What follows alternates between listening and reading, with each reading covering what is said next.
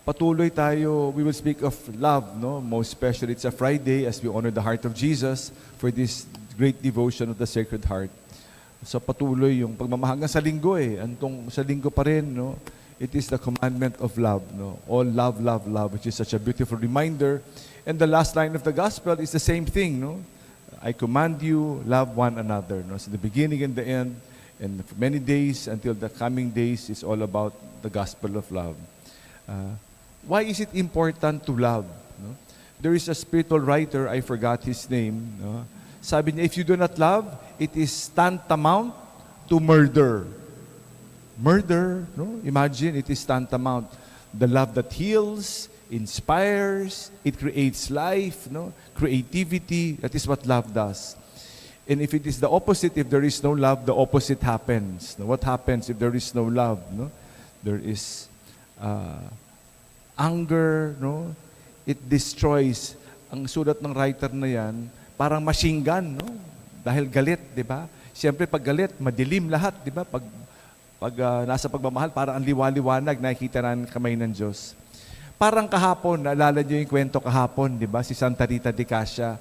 Mahabang kwento, pupunta na tayo sa isang aspeto. Yung dalawa niyang anak na bata, na witness, yung ama nila pinatay. Wala silang ninais kung hindi maghigante. So habang bata, habang lumalaki, isa lang ang layunin. The goal is revenge. Ang namumuo sa kanilang puso, simula nung pagkabata, anger, hatred, revenge. Kaya nga ang panalangin ni Santa Rita, Lord, yun nga yung tanong Lord, kung ganyan lang, kung mapupunta lang yung anak ko sa impyerno dahil ang nangingibabaw ay galit, kunin nyo na. Mga nanay, mga tatay, kaya nyo ba sabihin sa Panginoon yung ganyong klaseng panalangin? Kaya nyo ba yun? Ha? Hirap yata, no? Kaya nga si Santa Rita is the saint of the impossible at saka desperate cases. Pero kung mapupunta lang sa impyerno kung mapupunta naman sa impyerno, di ba? Minsan ganyan no? Yung magulang alam na mapupunta sa impyerno kasi yung ginagawa, di ba? Talaga namang karumal-dumal. Pero kumikita, minsan, no? Okay na rin.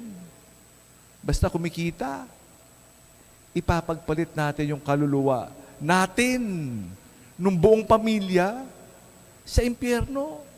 Okay na rin. Imagine, ipapagpalit yung kaluluwa ng pamilya. Nakakatakot Kasi kinain na ng kasakiman, kinain na ng kamunduhan, kinain ng greed. Too much greed. Imagine. You know what I'm talking about. Pamilya-pamilya, angkan-angkan, kam-kam ng kam-kam. Paano na? Ikaw yung magulang, di ba? How can you ensure makikita-kita tayo dun? Kung talaga naman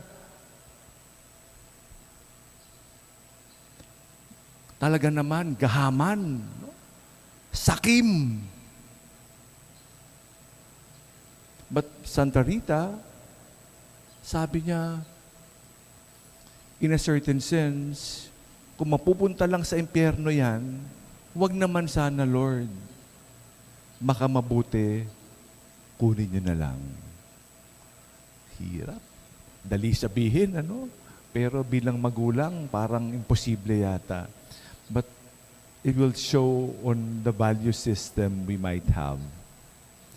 Anyway, so that is why, if it is not love that reigns, I command you. If you do not follow the command, not love will reign. Hatred, revenge, anger will remain. Ang tingin natin puros galit, kadiliman. Kaya nga sinasabi niya, I command you as I love you. Love. It is not easy. So love. And then the next line talks about, I call you friends. Again, I will repeat, I no longer call you slaves. I call you friends. A slave does not know what his master is doing. I call you friends because I have told you everything I have heard from the Father.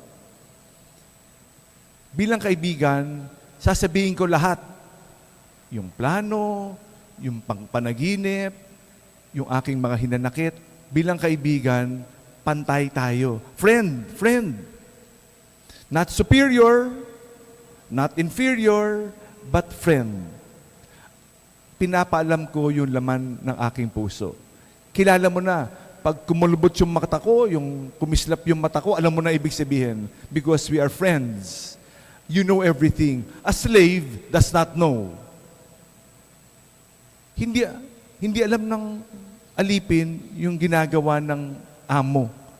Walang kamuang-muang sa ginagawa ng amo. Kasi alipin. Pero kaibigan, alam. Alam yung mahal, kung sino mahalaga. Alam yung value system. What is essential as a friend. A slave does not know. Sabi niya, I chose you.